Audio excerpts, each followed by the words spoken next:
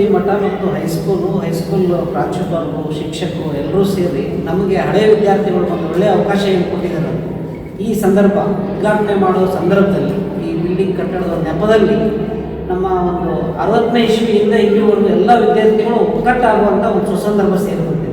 ನಾವು ಬರೀ ಹಳೆ ವಿದ್ಯಾರ್ಥಿಗಳ ಸಂಘ ಅಂತೇಳಿ ಒಂದು 150 ಜನರದ್ದು ಮಾಡಿದ್ವಿ. ಈಗ ಅದು 2000 ಚಿಲ್ಲರೆ ಜನ ಹೋಗಿದೆ. ತುಂಬ ಸಂತೋಷ ಏನಂತಂದರೆ 60ನೇ ಇಸ್ವಿ, 70ನೇ ಇಸ್ವಿ, 62ನೇ ಇಸ್ವಿಲಿ ಓದೋರೆಲ್ಲ ಗ್ರೂಪಿಗೆ ಬಂದು ಅವರು ಶೇರ್ ಮಾಡಿಕೊಂಡು ಅವರೇನು ಹುದ್ದೆಯಲ್ಲಿದ್ದಾರೆ, ನಾವು ಸ್ಕೂಲ್ಗೆ ಏನು ಮಾಡಬೇಕು, ನಾವು ನಮ್ಮ ಶಾಲೆಯ ಕಟ್ಟಡಕ್ಕೆ ಏನು ಮಾಡಬೇಕು ಹೇಳ್ರಿ ಅಂತ ಹೇಳುವಂಥ ಮನೋಸ್ಥಿತಿಗೆ ಬಂದಿದ್ದಾರೆ. ಆ ಅವಕಾಶ ಕಲ್ಪಿಸಿದವರ ಎಲ್ಲರಿಗೂ ಶ್ರೀಮಠಕ್ಕೂ ಮತ್ತು ಹೈಸ್ಕೂಲ್ಗೂ ನಾನು ಹಳೆ ವಿದ್ಯಾರ್ಥಿಗಳ ಸಂಘದ ಅಧ್ಯಕ್ಷನಾಗಿ ಧನ್ಯವಾದ ತಿಳಿಸ್ತೀನಿ. ಇದ್ರ ಜೊತೆಗೆ ನಾವು ಈಗಾಗಲೇ ಎಲ್ಲ ಗ್ರೂಪ್ಗಳು ಮಾಡಿದ್ದೀವಿ ಮತ್ತು 31ಕ್ಕೂ ಕೂಡ ಅವ್ರನ್ನ ಎಲ್ಲರನ್ನೂ ಕರೆಸ್ತಾ ಇದ್ದೀವಿ. ಯಾರು ಬಾಂಬೆಯಲ್ಲಿದ್ದಾರೆ, ಬೆಂಗಳೂರಲ್ಲಿದ್ದಾರೆ, ಮಣಿಪಾಲಲ್ಲಿದ್ದಾರೆ, ಕೆಲವರೆಲ್ಲ ಸುಮಾರು ಔಟ್ಸ್ಕರ್ಟ್ಸ್ ಇದ್ದಾರೆ, ಹೊರಗಡೆನೂ ಇದ್ದಾರೆ. ಎಲ್ಲರನ್ನೂ ಸಂಪರ್ಕದಲ್ಲಿದ್ದೀವಿ. ಇದು ಒಂದು ದಿವಸದ ಆಗೋ ಕೆಲಸ ಅಲ್ಲ. ನಾನು ಕಳೆದ 2.5 ವರ್ಷದಿಂದ ಇದರಲ್ಲಿ ಕೆಲಸ ಮಾಡ್ತಾಯಿದ್ದೀನಿ. ಈ ಸಂಘದಿರುತ್ತೆ ಗಣೇಶನಿಗೆಲ್ಲ ಗೊತ್ತು. ಹೋದ ಸಲ ನಾವು ಒಂದು ಗುರುವಂದನೆನೂ ಮಾಡಿದ್ವಿ.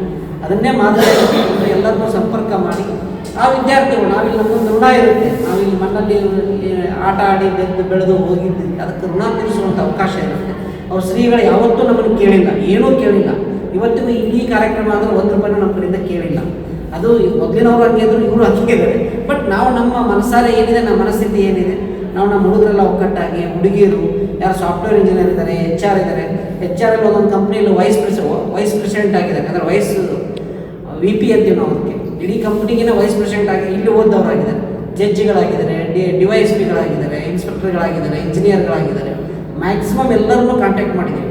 ಮೊನ್ನೆ ಚೆನ್ನೈಯಿಂದ ಒಬ್ಬ ಹುಡುಗ ನನಗೆ ಫೋನ್ ಮಾಡಿ, ಅಣ್ಣ ನಾನು ಲೈಬ್ರರಿಗೆ ಬುಕ್ಸ್ ಕೊಡಿಸ್ತೀನಿ, ನಾನು ಯಾವ ರೀತಿ ಕೊಡಿಸ್ಬೇಕು ಏನು ಅಂತ ಅಂತೇಳಿ ನನಗೆ ಫೋನ್ ಮಾಡಿ. ಅಂದರೆ ಗ್ರೂಪ್ ಅಡ್ಮಿನ್ನು ಮತ್ತು ಲಿಂಕಲ್ಲಿ ಇರೋದರಿಂದ ನಮ್ಮನ್ನು ಕೇಳ್ತಾ ಇದ್ದಾರೆ. ಅದು ಎಲ್ಲರಿಗೂ ಅಲರ್ಟ್ನೆಸ್, ಅಂದರೆ ಒಂದು ಎಲ್ಲರಿಗೂ ಇದಕ್ಕೆ ಬಂದಿದೆ, ಮನಸ್ಸಿಗೆ ಬಂದಿದೆ. ಆಮೇಲೆ ಎಲ್ಲರೂ ಇನ್ವಾಲ್ವ್ ಆಗ್ತಾ ಇದ್ದಾರೆ ಈ ಕಾರ್ಯಕ್ರಮಕ್ಕೆ. ಇದಕ್ಕೆ ಎಲ್ಲರೂ ಬಂದು ಇನ್ವಾಲ್ವ್ ಆಗ್ತಾ ಇದ್ದಾರೆ.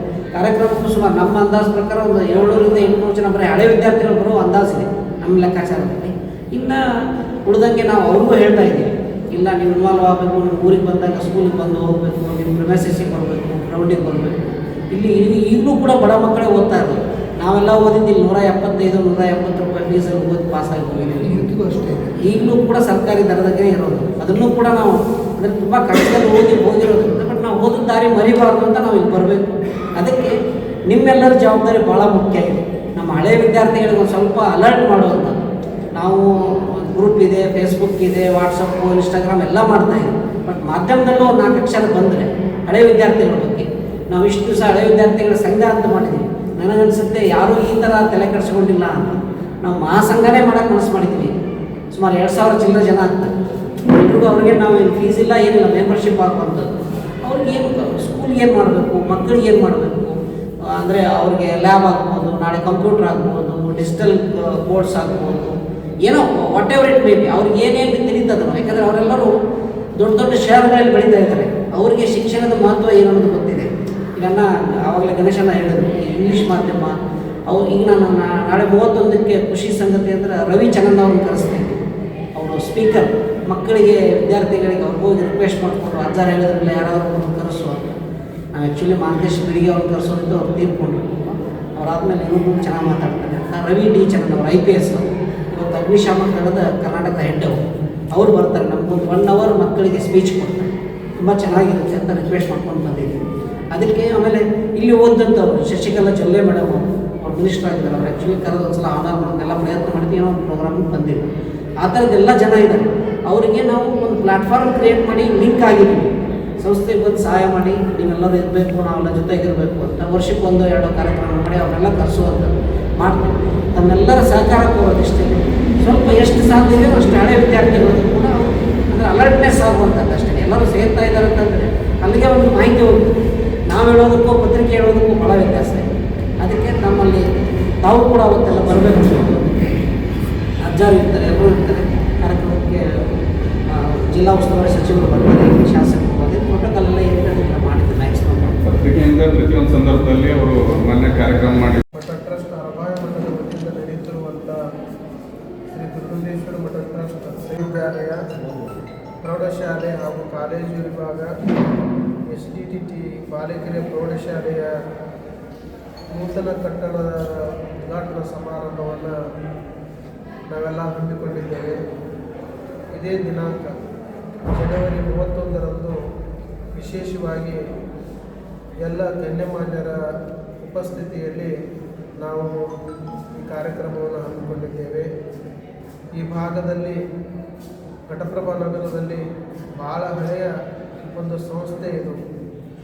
ಈ ಸಂಸ್ಥೆಯಿಂದ ಹಲವಾರು ಬಡ ಮಕ್ಕಳಿಗೆ ಶಿಕ್ಷಣ ನೀಡುವಂಥ ಕೆಲಸವನ್ನು ಪೂಜ್ಯ ಗುರುಗಳಾಗಿರ್ತಕ್ಕಂಥ ಸಿದ್ಧಲಿಂಗ ಮಹಾಸ್ವಾಮಿಗಳು, ಶಿವಾನಂದ ಮಹಾಸ್ವಾಮಿಗಳು ಮಾಡಿದ್ದಾರೆ. ಈ ಘಟಪ್ರಭಾ ನಗರದಲ್ಲಿ ಒಂದು ಉತ್ತಮ ಶಿಕ್ಷಣವನ್ನು ಕೊಡಬೇಕು, ಎಲ್ಲ ಜನರಿಗೆ ಈ ಸಂಸ್ಥೆಯಿಂದ ಶಿಕ್ಷಣ ಪ್ರಚಾರವಾಗಬೇಕು ಅನ್ನೋ ಉದ್ದೇಶದಿಂದ ಈ ಸಂಸ್ಥೆಯನ್ನು ಹುಟ್ಟುಹಾಕಿದರು. ಇವತ್ತಿಗೆ ಸುಮಾರು 30-40 ವರ್ಷಗಳ ಕಾಲ ಈ ನಗರದಲ್ಲಿ ಶಿಕ್ಷಣ ಸಂಸ್ಥೆ ನಡೀತಾ ಇದೆ. ಆದರೆ ಹಳೆ ಕಟ್ಟಡದಲ್ಲಿ ಸಂಸ್ಥೆ ನಡೀತಾ ಇತ್ತು.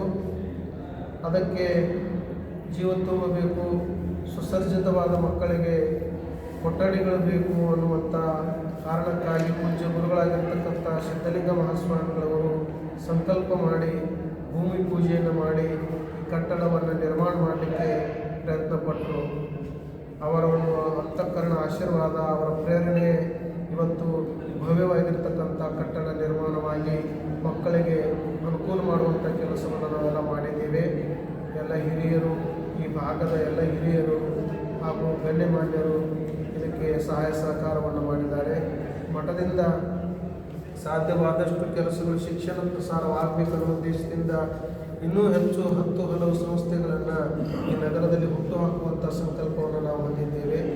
ಅನೇಕ ಸಂಸ್ಥೆಗಳು ಬರಬೇಕು, ಈ ಭಾಗದಲ್ಲಿ ಶಿಕ್ಷಣ ಪ್ರಸಾರ ಇನ್ನೂ ಹೆಚ್ಚು ಆಗಬೇಕು ಅನ್ನೋ ಉದ್ದೇಶವನ್ನು ಹೊಂದಿರತಕ್ಕಂಥವರು ನಾವು ಆಗಿದ್ದೇವೆ. ಅದಕ್ಕೆ ತಮ್ಮೆಲ್ಲರ ಪತ್ರಕರ್ತರ ಮುಖಾಂತರ ತಿಳಿಸುವುದೇನೆಂದರೆ, ಇದೇ ದಿನಾಂಕ 31ನೇ ತಾರೀಕು ಇದನ್ನು ಭವ್ಯವಾಗಿ ಉದ್ಘಾಟನೆಯನ್ನು ನಾವೆಲ್ಲ ಮಾಡ್ತಾ ಇದ್ದೇವೆ. ಅದಕ್ಕೆ ತಾವು ಬರಬೇಕು, ಎಲ್ಲರಿಗೂ ಪ್ರಚಾರ ಮಾಡುವಂಥ ಅವಕಾಶವನ್ನು ತಾವೆಲ್ಲ ಮಾಡಬೇಕು, ಸಹಕಾರವನ್ನು ತಾವು ಮಾಡಬೇಕು ಅಂತ ತಿಳ್ಕೊಂಡು ಈ ಸಂದರ್ಭದಲ್ಲಿ ನಿರ್ವಹಿಸ್ತೇನೆ. ನಿಮ್ಮೆಲ್ಲರಿಗೂ ಒಳ್ಳೆಯದಾಗಲಿ.